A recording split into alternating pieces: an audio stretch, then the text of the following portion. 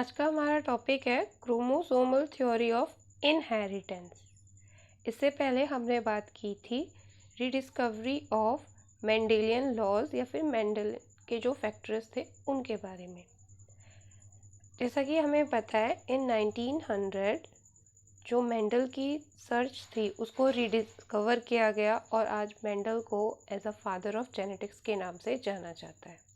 तो उस time period के बाद क्या हुआ, जो माइक्रोस्कोपी है या फिर टेक्निक्स है उनमें डेवलपमेंट आई, जिसकी वजह से आसानी से सेल डिवीज़न को ऑब्जर्व किया जा सकता था। इसी की वजह से क्रोमोसोम की डिस्कवरी पॉसिबल हो पाई। इन 1902 वॉल्टर शुटेन एंड थियोडोर बॉवरी इन्होंने सजेस्ट किया था कि क्रोमोसोम का भी रोल होता है हेरिडिटी के टाइम में। इन्होंने कहा था कि जिस तरीके से जीन, जिसे मेंडल ने फैक्टर का नाम दिया था, रिस्पॉन्सिबल होता है हेरिडिटी के लिए, सेम उसी तरीके से क्रोमोसोम्स भी रिस्पॉन्सिबल होते हैं हेरिडिटी के लिए। साथ ही साथ इन दोनों के अंदर कुछ पैरेलल कंपोनेंट्स भी देखने को मिलते हैं, या फिर जो चीज़ें इनमें पैरेलल हैं। जीन्स पेयर में एग्जिस्ट करते हैं, 2 पेयर्स ऑफ अलील्स होते हैं। सेम उसी तरीके से क्रोमोसोम्स भी पेयर अप होते हैं। जब आप मियोसिस पढ़ते हो तो होमोलोगस जो क्रोमोसोम्स होते हैं वो पेयर होते हैं। उसके बाद सेग्रीगेशन, गैमीट्स फॉर्मेशन के टाइम पर जो अलील्स हैं जीन्स की वो अलग हो जाती हैं। सेम उसी तरीके से जब गैमीट की फॉर्मेशन होती है तो क्रोमोसोम्स भी अलग होते हैं। इसी के साथ साथ फैक्टर्स या फिर gene independent law of assortment था उसको फॉलो करते थे कि वो जब हम हाइब्रिड क्रॉस कराते थे तो वो डिपेंड नहीं करते थे, वो अपनी इंडिपेंडेंटली एक्सप्रेशन शो करते थे, सेपरेट हो सकते थे। सेम उसी तरीके से क्रोमोसोम्स भी जो हैं सेग्रीगेशन को फॉलो करते हैं इंडिपेंडेंटली। ये किसी भी क्रोमोसोम के साथ पेयर अप हो सकते हैं। जैसे मान लीजिए ये क्रोमोसोम है ए और ए, और एक है इस तरीके से capital B small B. Even अगर हम इसे स्मॉल ए भी लें तो ये ज़रूरी नहीं है कि ये इसी के साथ पेयर करेगा, ऐसा भी हो सकता है ये इसके साथ पेयर करे। तो ये इंडिपेंडेंट है इस चीज़ को लेके, वो किसी के भी साथ पेयर अप कर सकता है। सेम जैसे कि इसमें होता है ड्यूरिंग गैमीट फॉर्मेशन, जब हमने सिंपली लिया था हमारा क्रॉस के लिए, तो वही बात इसमें आती है कि इस तरीके से ये इसको फॉलो करता है। तो ये दोनों चीज़ इन दोनों में कॉमन थी।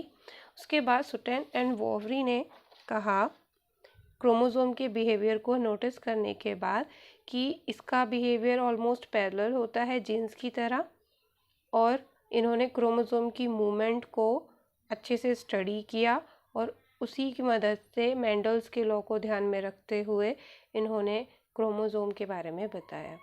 इन्होंने क्रोमोसोम का बिहेवियर नोटिस किया during the mitosis and meiosis. Mitosis equational division होती है, जैसा कि आप प्रीवियस क्लास में पढ़ चुके हैं कि ह्यूमन में 23 पेयर्स ऑफ क्रोमोसोम होते हैं। तो माइटोसिस में जो सोमेटिक सेल्स बनती हैं उनमें भी 23 पेयर्स ऑफ सेल्स ही होते हैं। लेकिन जब हम बात करते हैं मियोसिस की, यानी कि गैमीट फॉर्मेशन की, उस वक्त रिडक्शन डिवीज़न होती है 23 पेयर्स यानी कि 46 क्रोमोसोम है, उसमें से ओनली 23 क्रोमोसोम्स, 46 में से सिर्फ 23 क्रोमोसोम्स आते हैं। 23 पेयर्स ऑफ क्रोमोसोम यानी कि नंबर जो है वो हाफ हो जाता है। और मियोसिस के टाइम पर जो लॉ होता है, लॉ ऑफ सेग्रीगेशन की, गैमीट्स सेपरेट होते हैं alleles during the formation of gamete, तो उसी तरीके से क्रोमोसोम्स भी अलग अलग हो जाते हैं। फिर इन्होंने क्या किया, इन्होंने नॉलेज ऑफ क्रोमोसोमल सेग्रीगेशन को यूनाइटेड किया और मेंडेलियन के प्रिंसिपल्स को ध्यान में रखते हुए इन्होंने इसे नाम दिया था the chromosomal theory of inheritance. Theory identifies chromosomes as the carrier of genetic material. Yes, जैसा कि हमें पता है जब हम एक सेल की बात करते हैं तो एक सेल के सेंटर में क्या प्रेजेंट होता है, न्यूक्लियस प्रेजेंट होता है और न्यूक्लियस के अंदर थ्रेड लाइक स्ट्रक्चर होते हैं जिन्हें आप कहते हैं क्रोमोसोम। अब ये जो क्रोमोसोम्स होते हैं ये किसके बने होते हैं? क्रोमोसोम्स डीएनए और प्रोटीन इन दोनों चीज़ों से ही बने होते हैं। डीएनए के पास जो सेगमेंट होते हैं वो जीन ही होते हैं, तो इस तरीके से जो क्रोमोसोम है वो कैरियर होते हैं जेनेटिक मटेरियल के। इवन क्रोमोसोम को व्हीकल भी कहा जाता है फॉर जीन्स के लिए। इन्होंने ये भी कहा क्रोमोसोम जो है एक लीनियर स्ट्रक्चर होता है जिसके एक स्पेसिफिक पोजीशन पर, एक स्पेसिफिक लोकेशन पर जीन सिचुएटेड होता है और जिस जगह पर जीन सिचुएटेड होता है, जिस स्पेसिफिक साइट पे, उसे आप कहते हैं लोकाई। लोकाई या फिर लोकस आपको वर्ड पढ़ने के लिए मिलेगा। इसका मतलब ये होता है वो पोजीशन जिस पर पर्टिकुलर एक जीन सिचुएटेड होता है। ज़्यादातर तो ये पोजीशन सेम ही होती है आफ्टर मैनी जनरेशन, लेकिन बिकॉज ऑफ म्यूटेशन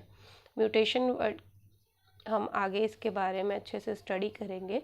इसमें क्या होता है, एक सडन रैंडम चेंज आ जाता है जीन के सीक्वेंस में प्रॉपरली, उसके बारे में।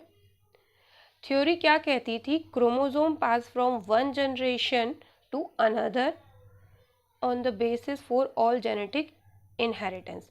तो इस थ्योरी ने क्या कहा कि क्रोमोसोम एक जनरेशन से दूसरी जनरेशन में पास होते हैं। जैसा कि हम पढ़ते हैं कि 23 क्रोमोसोम्स जो होती हैं जब फॉर्मेशन ऑफ गैमीट होती है, 46 में से 23 क्रोमोसोम पास होते हैं आगे की तरफ। तो यही बेसिस होते हैं जेनेटिक इनहेरिटेंस के कि उनके अंदर कौन से करेक्टर्स पास होंगे from one generation to another generation.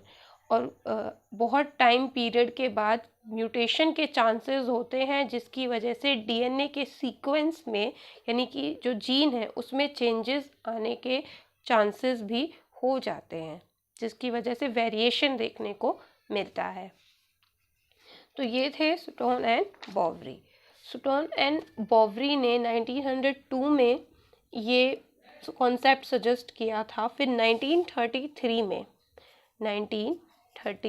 में टी.एच. मॉर्गन एक साइंटिस्ट थे, उन्होंने कंफर्म की थी सुटन एंड बॉवरी की फाइंडिंग को, और ये पहले थे जिन्होंने एसोसिएट किया था एक स्पेसिफिक जीन को विद अ स्पेसिफिक क्रोमोसोम।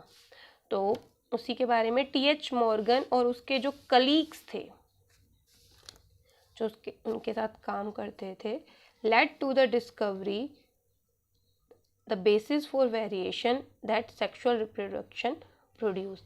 इन्होंने डिस्कवरी की, इन्होंने और इनके साइंटिस्ट ने एक एक्सपेरिमेंट परफॉर्म किया था ड्रोसोफिला मेलेनोगैस्टर, जिसे फ्रूट फ्लाई कहते हैं, उस पर।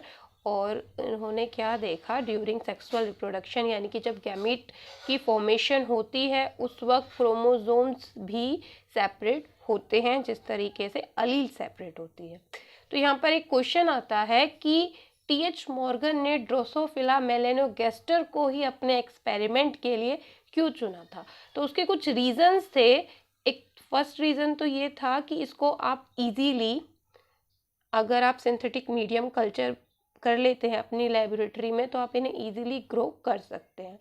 सेकंड, जो इसका लाइफ साइकिल होती है वो सिर्फ 2 हफ्ते की होती है। आप इजीली इन्हें ऑब्जर्व कर सकते हो 2 वीक में क्या चेंजेस आ रहे हैं, क्या ऐसा बिहेवियर है।